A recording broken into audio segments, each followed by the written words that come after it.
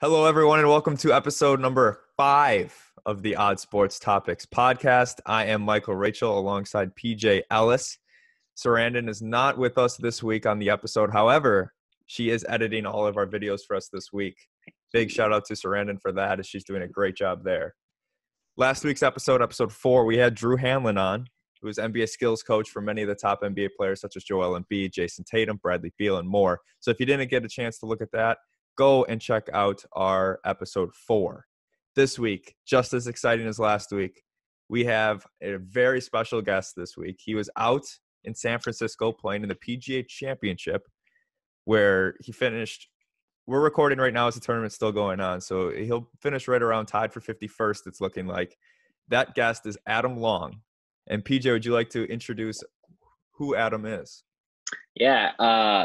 First off, I'd like to say, like Michael said, we had Drew on last week. If you have not given that a listen yet, I suggest going back. If you have any interest in just basketball, NBA, hearing about some backstories of your favorite superstars and how they train to get better each and every day, and Drew gave some insight too, if you're a player yourself, how to take that next step and what to do to get better, to make it to the NBA if you're in high school, younger than that, whatever. So if you have not checked that out yet, I definitely recommend you going to check out Drew. But yeah, we're really excited to speak about Adam Long on the podcast. Adam is like Michael said, a professional golfer. He was born in Louisiana. He moved and lived most of his life in St. Louis, grew up here. I actually met Adam when I was really, really young. My family used to run a junior golf tour, and Adam played on that for many, many years. So that's how I got to know Adam, from traveling around the Midwest with him, staying in hotels and watching him play golf, as well as everybody else in the tournaments. But yeah, Adam's awesome. He studied and played at Duke University. He is now on the PGA Tour. He turned pro at 31. He's had quite the story, from turning pro and playing in all sorts of different leagues. He said PGA Tour South America, PGA Tour Canada, the Q School, Korn Ferry. He has had quite the journey. He turned professional at 31 years old, where he actually won his 5th or 6th tournament on tour, the 2019 Desert Classic. And since then, this is the second year tour. He has been tearing it up. He's had a great 2020 so far. He was killing it before the shutdown. He finished 8th at the 2020 Waste Management Classic, which is a big tournament. And then just as little as 2 weeks ago, he took 2nd at the 3M Open in Minnesota. So he has had a great year so far. We are pumped to have Adam on. He gives a great talk on just everything about how he prepared for the PGA Championship this week, and just funny stories about his playing career, and all sorts of good stuff. So make sure you give the full interview a listen. We're really excited to have him. Yeah, and coming into the PGA Championship, he was ranked number 72 in the world golf ranking, and then for the FedEx Cup rankings, which is probably even more important than the world golf ranking, he is ranked number 20 coming into this week, which is cool. And he made the cut over at the PGA Championship. So if you're a golfer and you come on our podcast, we are 1-0 for golfers making the cut. So there's that for you. One thing in the interview that you guys are going to listen to here that I thought was really interesting, PJ, you wrote an article on the Party Part 3, as you called it, at the Waste Management Phoenix Open, where they've got that stadium hole, that par 3, where it's like surrounded by stands and it's like an enclosed environment. And something that I thought was very interesting that he brought up was it's not just that hole when you're focusing on that hole, because you can hear the party and the crowd from like 3 or 4 different holes, he said, which I thought was super interesting, because when you look at that hole, it's like, okay, now we're coming into that hole. It's going to be super cool. But that's not the case that he brought up. And he brought up so many more interesting things in that interview. And some of it had to do with this weekend at the PGA Championship. And then some of it had to do with his win, which you'll see some highlights from his win at the Desert Classic from last year. So super interesting. Make sure to go follow us on Twitter and Instagram at Odd Sports Topics, so you can stay up to date with all of our news, and then our blog at oddsportstopics.com. Our last article, PJ, you wrote about. I wrote about, it was basically since we had a golfer on this week in the PGA Championship, we wrote about where the terms par, birdie, eagle come from. And obviously, since golf is such an old sport, it dates back to all the way from Scotland and England, way back in the day. It has some interesting meanings behind where they kind of got those terms for. So if you haven't read that already, check it out. We got another Team Name Tuesday coming out tomorrow, and then we will be having another article on Friday. So be on the lookout for our blog. That's been pretty going well. You guys seem to be perceiving it really well. And if there's anything you want to see us write about that we haven't yet, or any sports that you feel like we're lacking on, just feel free to shoot us a message on any of our social medias, and we'd be more than happy to oblige. But yeah, it's going well. Like Michael said, make sure you follow those socials. But yeah. Yes, make sure you go check out outsportstopics.com if you have not already done so. And I know we're releasing this on Monday, which is the day after the PGA Championship, but Adam Long will be playing in the Wyndham Championship in North Carolina this coming week, starting Thursday. So hopefully he makes a run there as well so that we can, stay up to date with all he's doing. But without further ado, here is our interview with Adam Long. We now welcome on to the Outsports Topics podcast, the number 73 golfer in the World Golf Rankings, number 20 in the FedEx Cup rankings, and PGA Tour winner at the 2019 Desert Classic, Adam Long. Adam, thank you so much for being here today. Hey, thanks for having me on, guys. Happy to be here. Adam, I've known you quite a long time, back when you were playing in the PJGT, the Plantations Junior Golf Tour. That's where I got to know you and watch you play your career. We obviously played through many tournaments. You played through many tournaments throughout the Midwest, and I watched you and my brother, many other people. What is your favorite memory from your PJGT days? Oh man, those are some of the best memories, honestly. I mean, your dad Paul was the man. I mean, he was running those things by himself, and it was with your mom, and it was just unbelievable. Made a lot of good friends out there, and people I still keep in touch with, and had some good battles. I remember. I mean, I started playing in those 9-hole tournaments, and then I started playing in the 18 division, and I mean, just a great way to learn to compete and learn to handle the ups and downs of golf and competitive golf, and learn how to play different golf courses, and that was kind of the beginning of it all. I mean, that's how it all started. So Adam, it's a big week. PGA Championship is this week, starting Thursday at TPC Harding Park in San Francisco. So TPC Harding Park hasn't hosted a tour event since 2015, and it was a match play event, and obviously you were not at the tour at the time. So what kind of approach do you take when playing practice rounds for this tournament without being able to see past results to go off of? And do you have any specific things you work on each day? Yeah, it's a little different. This is, it's only my second year on tour, but it's a huge difference being at a course you've seen before and played and had some experience at, to being at a brand new spot. So last year, every week was new pretty much for me. I had played a few before, but for the most part, every week was new. And this year it's been way easier preparation wise. Like Monday, Tuesday, Wednesday, I don't have to play a bunch of holes. I kind of know what I'm doing. I know where to go. I know where the locker room is. And then, but there's been a few new ones this year. And this is one of them where you show up and you don't know where to park. You don't know where the locker room is. You don't know where the first tee is. You don't know where the driving range is. You don't know anything. And I think that's how a lot of us are experiencing this week. There's a few of the guys that played some President's Cups or a President's Cup here and other tournaments, a long time ago. But for the most part, this is new for all of us. So preparation's a little different. It's mostly about getting to know the golf course and learning the holes and how it's playing and the routing and just kind of how the rough is and decisions off of some tees and some lines. And so you just spend a little bit more time on the golf course rather than on the driving range. What about with the fact that it's being a major tournament, PGA Championship? It's not your ordinary weekend. All the big names are there and everything like that. Is there more of a seriousness that you go into this week knowing it's a PGA Championship, or are you taking this as if it's any other tournament? I guess maybe because my experience in the last year and a half that I'm not as, I don't know if I'm not as shocked or I'm not as starstruck maybe as I was maybe a year ago. So I've been playing in some big tournaments in the last year, and some other majors, played the Masters and the PGA last year, and some invitationals. And so I'm getting a little bit more used to that. And then also just not having fans around lessens it a bit. It doesn't quite feel like a typical major would, with no grandstands and crowds of people. I mean, last year we played at Bethpage in New York, and it was a just crazy experience even on Monday. I mean, it's just crazy. So it's a little quieter out there. So it's a bit of a different feel. Adam, sticking with Thursday and this week at the PGA Championship, Thursday you have a later tee time in the afternoon. Do you look at that as an advantage for you or a disadvantage, or how do you approach that? Do you watch the other players in the morning and kind of see how the course is playing, or do you kind of just block all that out and focus on yourself?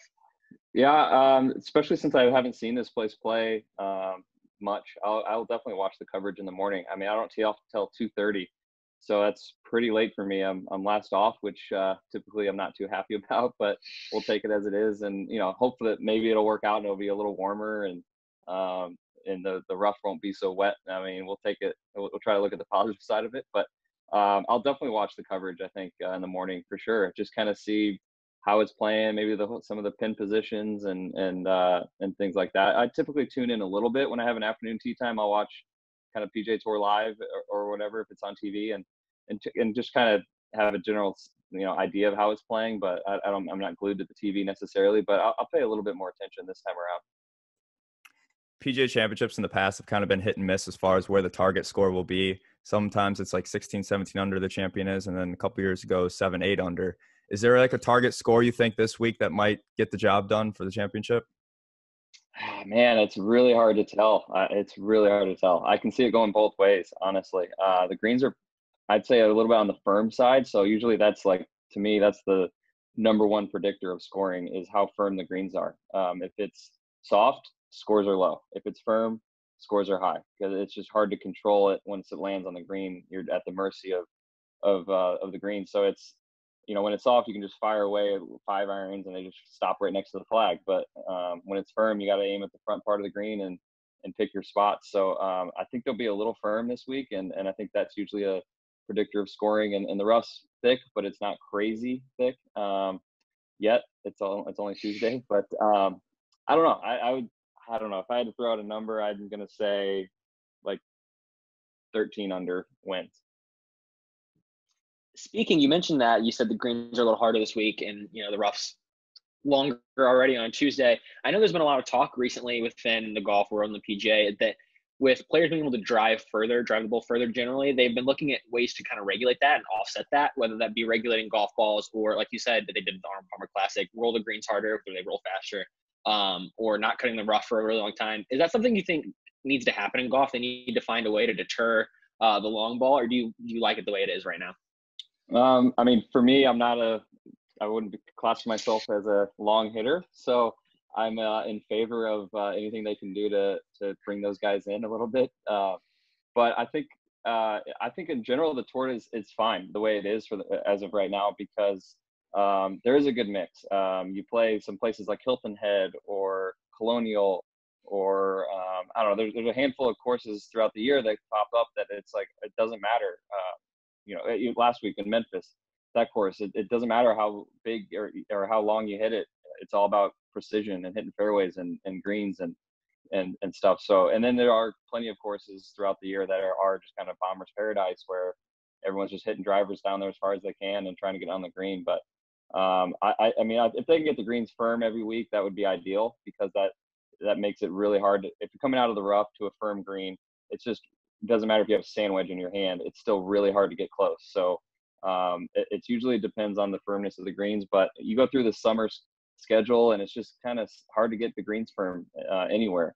Especially in the Midwest or the East Coast, it's just really hard to have firm conditions when it's 95 degrees every day. So I think it's a good mix though throughout the year. And then there's a handful of, there's probably 10 courses at least that are not about bombing it as far as you can. So we'll see. I think that it's fine the way it is, but it's definitely trending that way where it's a huge, huge asset if you can just bomb it. So, but me not being one, I'm okay with them making it a little harder.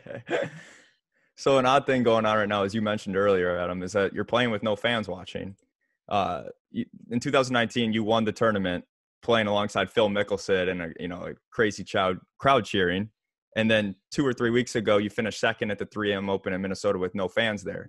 So while you were contending for both of those tournaments, how big of a difference was there when there were no fans compared to when there were fans? Big difference, honestly. It makes a big difference. And not only is it the fans, but it's also just the visuals, the grandstands. It just changes the way a hole looks. Not necessarily like we're bouncing balls off of them into play or anything, but it's just changes the landscape behind the greens and kind of aligning fairways with people. I mean, it's both. It changes the way it looks, and then also, yeah, I mean, playing especially with somebody like Phil Mickelson, he's always got a crowd around him. So that was a big difference. I mean, there's just hundreds and hundreds of people just constantly following them around. And then you finish on 18, you got a big crowd of grandstands. I mean, that feels different than in Minnesota this year when, you know, I got a chance to win with a couple holes left and there is nobody out there. It doesn't feel the same at all. It really doesn't. You know, we're still playing for a lot and there's a lot at stake, and you feel the nerves for sure. But I think it's a different level. I have a real quick follow-up there on the one you did win out in California, I believe it was, last year. That shot you hit in the rough on 18 within like 6 feet of the hole or whatever to ultimately win the tournament. Was that the greatest shot you've ever hit on tour?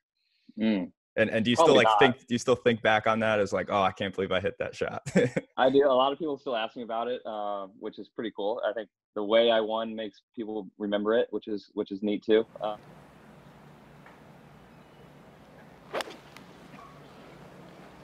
Boy, what a good swing this is. And what a golf shot. Wow. Are you kidding me? Tremendous. I don't know. I've definitely hit better like golf shots, like if you just take it as it is, but certainly not under the gun like that. I mean, that was, you know, everything was at stake at that point for me. So, you know, it was a tricky golf shot with water on the left. I'm on a side slope, and, you know, I'm tied with Phil Mickelson and Adam Hadwin, and, you know, to pull it off was huge. Obviously it won the tournament, but it also gives you the confidence that you can hit shots like that when it really matters. But I think, you know, I've hit plenty of other, you know, I've holed out and stuff on tour, and I've, you know, I think back to even last year at the PGA, I remember hitting a hybrid on a par 4, hitting a hybrid to like 3 feet. I mean, I think that the odds of doing that are way less than hitting a 7-iron to 13 feet in the desert. But certainly under the gun, that's the best shot. Going back a little bit there, we talked about fans.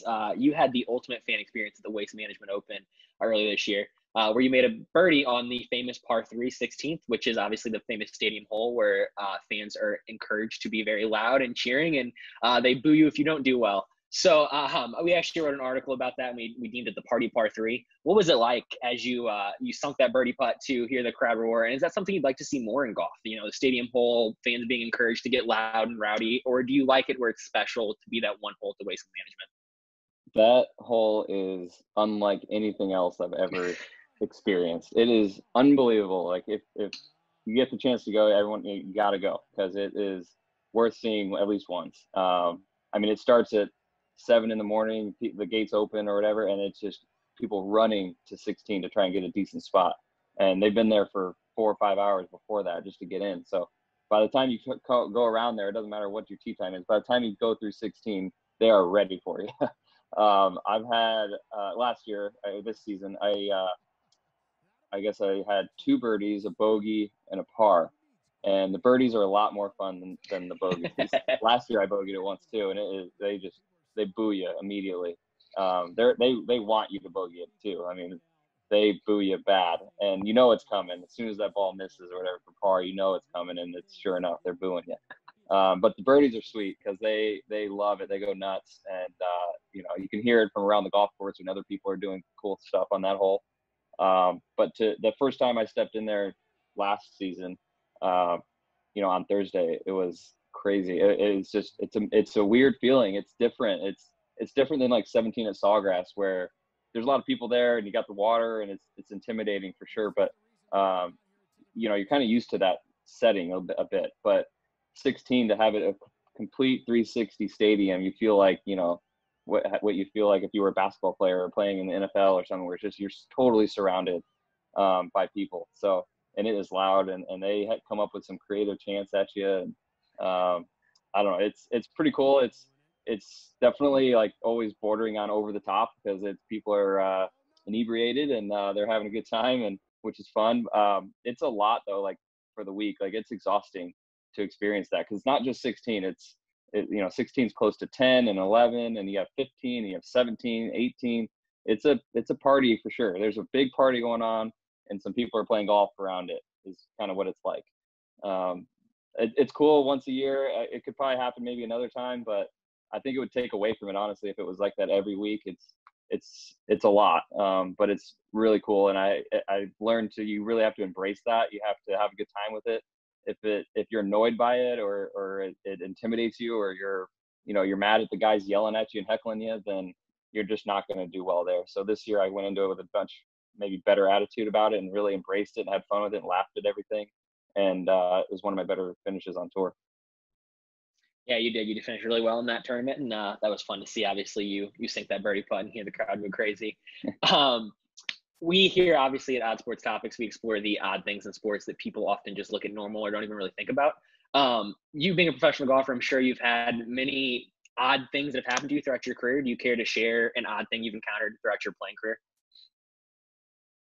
Oh man, that's tough. Yeah, I think the beauty of golf is pretty much every round something weird happens. Something, whether if it's a ball that hits off of a rock onto the green, or a crazy lip out, or just some crazy things, some cart path stuff, and some weird rulings maybe. But I've seen definitely a lot. It's hard on the spot here.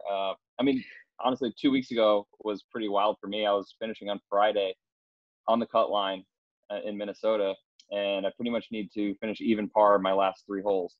And on my 16th hole, I hit it right, and I get up there, and the ball is under like a mesh fence, out of bounds fence, like the guy's backyard. And the ball's like under the mesh, and it's got 2 stakes, and it's attached by the mesh, and it's like a 3-foot kind of just boundary fence that the tour puts up, like a temporary fence. And I don't know if it's in bounds or out of bounds. I honestly can't tell. It's under the mesh fence, like it's kind of folded over the ball, and I can't. I'm looking at the stakes. I don't know. So I call a rules official over, and his first glance is kind of like, yeah, I don't, he's not sure. So I'm starting to freak out, because if I got to go back to the tee, I'm going to make double, and now I've got some problems as far as even just making the cut. And so he gets another rules official over, and they get a yarn, like a string out. And that's how they measure if they go on both sides of the post and the string over the golf ball. And there was enough of the golf ball in bounds. Like it looked like the string went almost through the middle of the golf ball, at least close. And they determined it was in bounds. So it was, I don't know, a centimeter or maybe less than an inch away from being out of bounds, which would have meant I would go back to the tee, penalty stroke, probably making double, probably missing the cut. And the ball was in bounds. And I was able to take relief from the cart path. I couldn't take relief from the fence because that's out of bounds. You can't get relief from that. But my feet were on the cart path, and I was able to take cart path relief and get a better situation. I ended up still bogeying the hole, but birdied the hole after that, made par on 9, and made the cut on the number, and had a crazy good weekend and finished second. So it's just crazy how you look back at a week of golf and you finish second, you think, oh man, 2 shots short, and I could have won, and all that. I mean, plenty of putts could have gone in for me to win that tournament. But you look back at, like, if that ball is a centimeter further right, it is out of bounds, and I'm at home on Friday night. So that's kind of one of those weird things that I've never been one to have the string get brought out to determine your fate, but it's a scary place to be. That's odd. There's a bunch of those rules in golf where it's just like every week I feel like there's something we've never heard of before, and there's always rules officials. So definitely crazy. Yeah.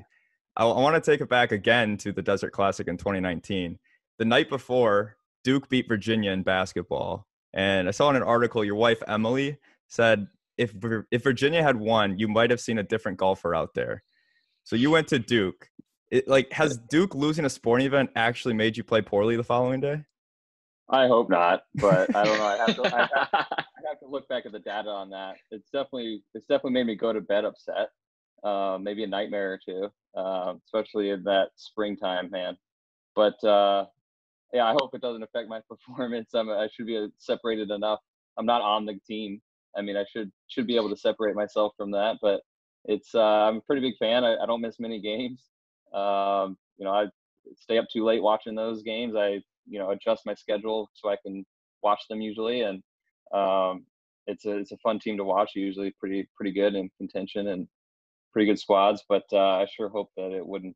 It's changed my mood for sure. I mean, she knows I'm a bit crabby after they lose for a minute, but I'm working on it, trying to do better. Quick follow-up on there. Obviously a little bit different than a golf question. Who's your favorite all-time Duke basketball player? Sorry, can you repeat that? Yeah, sorry. I said switching up a little bit, kind of staying on the Duke thing. Who is your all-time favorite Duke basketball player? Yeah, I mean, when I was in school, they were terrible for their standards. My first couple years there, we were barely made the tournament. We were like a 5-6 seed in the tournament and lost a lot in the first, second rounds. And then, but my senior year, they won it all in 2010. And man, I just loved Kyle Singler at the time. He was a forward that was just did everything. I mean, he was heart and soul of that team, man. He was unsung hero a bit at times, but you know, he was a bruiser. He was a fighter. He just loved his competitive spirit, and you know, he wasn't a one and done. He wasn't a superstar. Wasn't a lottery pick, but you know, he made a nice career in the NBA for a bit. And but I just look back at those teams, and like he was just always reliable, and I really respected the way he played the game. I gotta imagine Jason Tatum's got a special place in your heart too, with that St. Louis connection and the Duke connection. You get two fronts with Jason, so I imagine he's probably got a little place in your heart too. No doubt, yeah, love that guy. I mean, he's as good as it gets, and he's tearing up the NBA. So yeah, I'd love to get a chance to meet him sometime. Back in the day, even going a little further back here with the PJGT, I remember throughout the hotels as we traveled around the Midwest and on the putting greens, we used to have a lot of putting contests, whether that be on the putting greens through the hotel hallways. Is that something that you guys do now? Do you meet up with other PGA players in the hallways of your hotels? Do you guys have putting contests like we used to back in the day? Those days are pretty much done. I think I've retired from the hallway golf, but it does sound fun now that you mention it. Like just to play in like one of the rental houses that we had sometimes, or down the hallway. That's always a good time.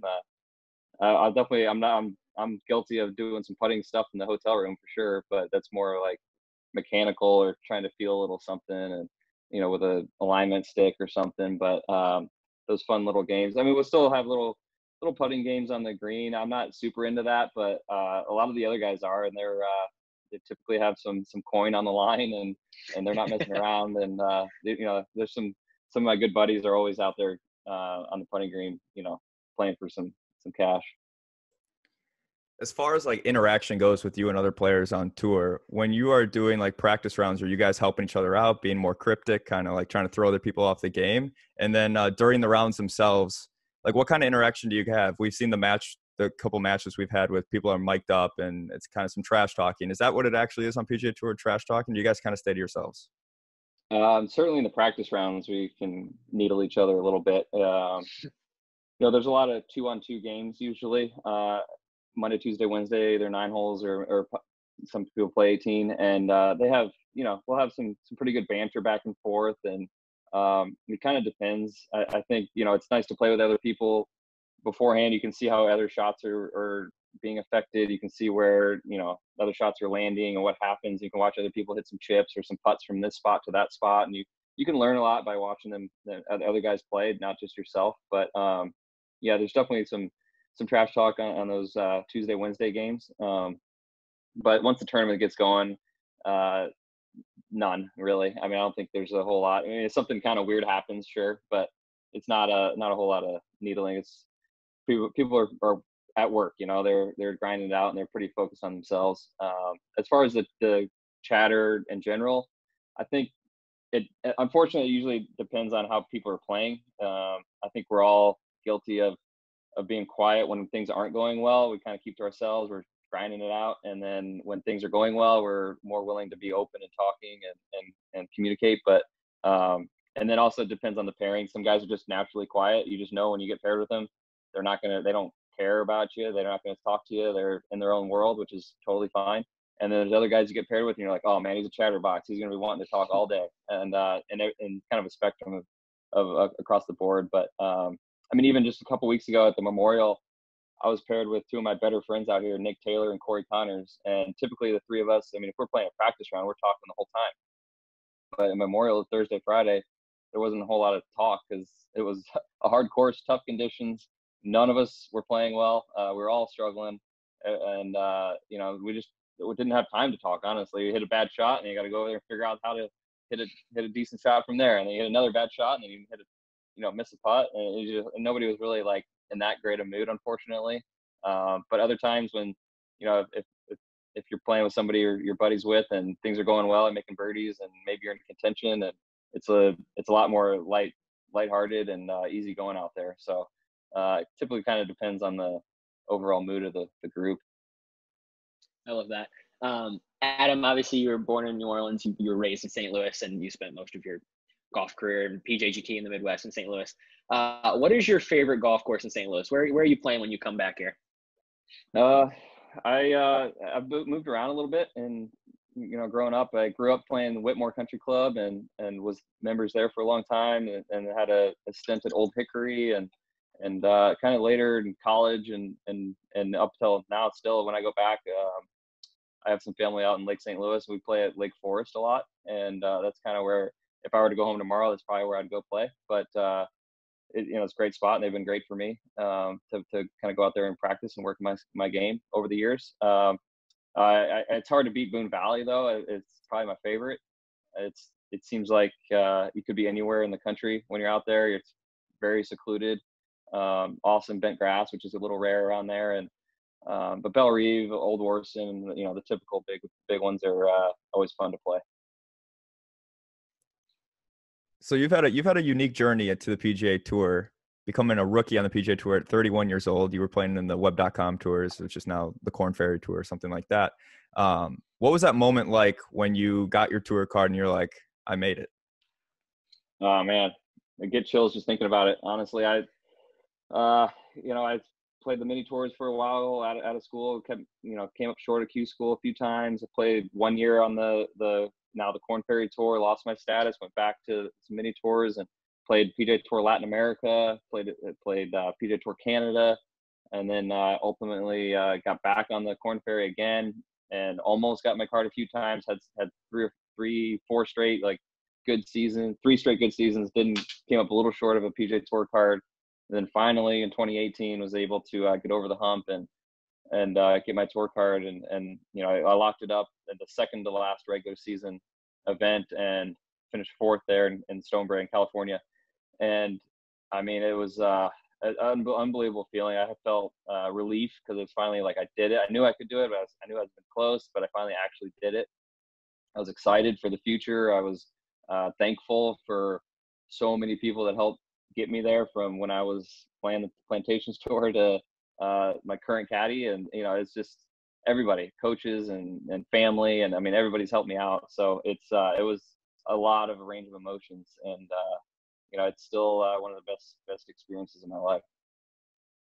I know we hear that your PJGT fam, we're pretty proud of you and very excited to see the success you've been having, especially this year. You've had a great year this year.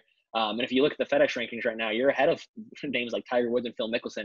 Have you taken a step back to let that sink in? I'm right now, I'm the 20th golfer in the FedEx rankings. I'm ahead of names like Tiger Woods, Phil. Have you let that sink in yet?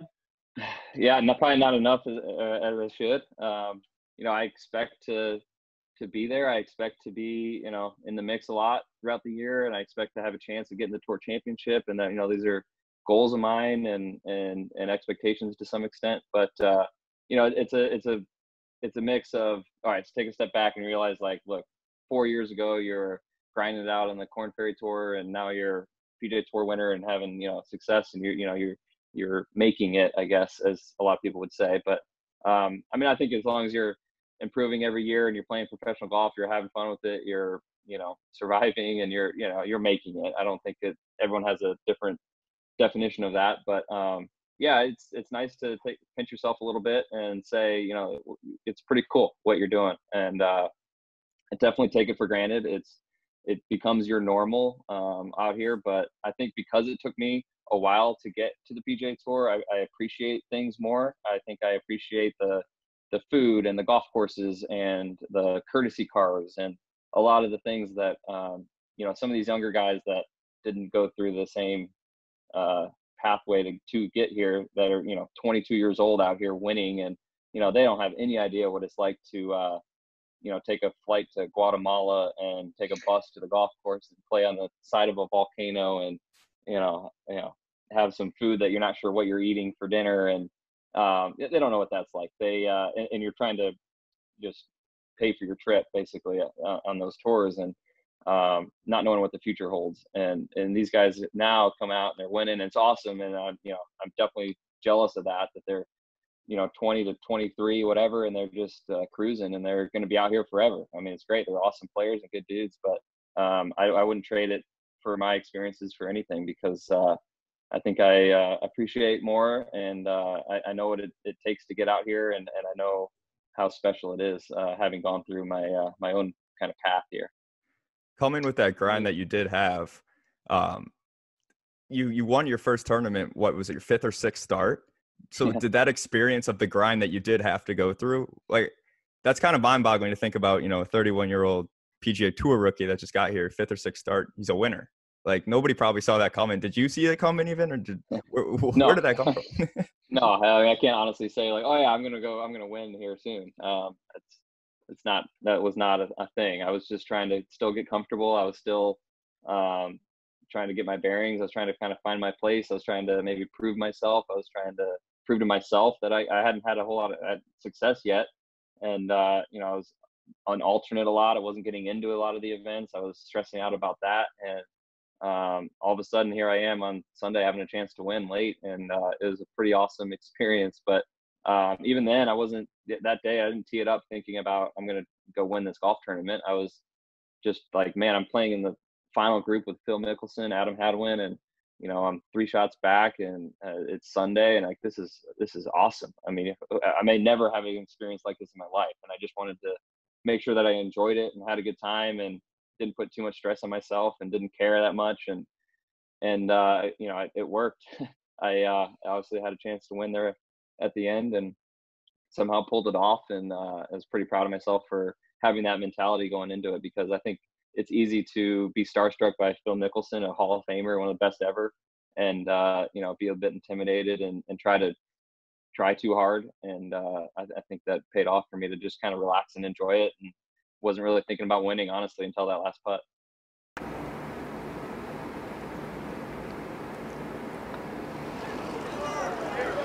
Wow! It is a long shot winner in the desert. Adam Long is a winner on the PGA Tour.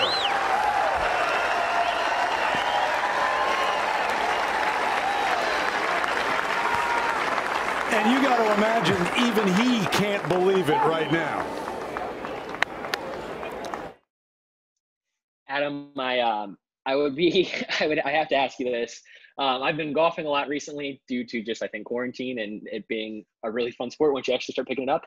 I have such a bad slice off the tee box. Do you have any quick tips or quick fixes for my slice? I mean, I'm serious. I'm on tee box when I'm playing hole 9 every single time. It's rough. Just aim left, aim way left.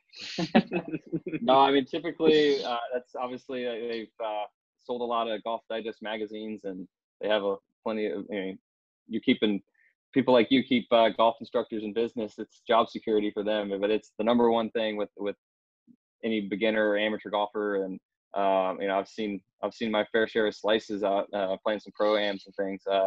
Typically it's it's just the club face is pointing right, way too far right when it hits the ball. So you've got to, on your way down, you got to start turning that club face left, and hitting it to left field sooner. You can't wait till after the ball is gone. It's too late. You got to, on the downswing, you got to start releasing that club face and try to hook the ball a bit on the driving range, and your hook feel will still probably be going a little right, but you got to bring that in a little bit. Try to over exaggerate the other way. Try to hook it just to hit a somewhat straight ball would be my first diagnosis for you. I'm sure many people besides me would be happy to hear that advice and take that into account. And I'll let you know how it goes. I'm going to work on that for sure. All right, Adam, we thank you so much for being on today. We wish you the best of luck this weekend, especially on your afternoon tee time. As you said, you're not the biggest fan of those, so we wish you the best of luck there. Hopefully you catch some magic this weekend. We're watching you on Saturday and Sunday on the TV, but if not, we still really appreciate you coming on and wish you the best. Awesome. Yeah, thanks for having me on. You got it. Thanks, guys. That is our interview with Adam Long. Shout out to Adam for coming on the Odd Sports Topics podcast. Very nice of him to join us, especially the week of the PGA Championship, which was pretty cool to have a golfer on when he's preparing for a major tournament like that. And thank you all for listening as well. Peter, do you have any other thoughts that you want to talk about real quick? Yeah, like you said, just a big shout out to Adam Long for coming on and being a guest on our show. We really enjoyed having him. He really does give some great insight into the world of golf. Like just if you're not a huge fan of golf, even some things that might interest you, just like the talk between the players. And I feel like that was all really good to hear. Yeah, like you said, Adam's playing this week. Good luck to him, and good luck on the rest of his journey. He's going to have a good year ahead of him, I think. So really thank you from Adam. And we here at Odd Sports Topics are definitely rooting for you the rest of the year, for sure. Absolutely. And to our listeners, if you would be so kind to hit the like button and subscribe button. Subscribe button really is for you guys just to keep up to date with when we release our videos. But if you guys wouldn't mind, it would really, really help us if you share it with anybody that's interested in golf, especially since we had the PGA Professional Adam Long on this week. And we think a lot of golf people would find this interview interesting. So please pass that on to any golf fans you know, and try to spread the word about sports topics if you could. But that is episode 5. We really hope you guys all enjoyed it. Be on the lookout for our article tomorrow for our Team Name Tuesday, and go check out our last one that PJ wrote on how or why we call it birdie, eagle, par, etc. For PJ Ellis and Michael Rachel and Sarandon, who's not here today. Good night.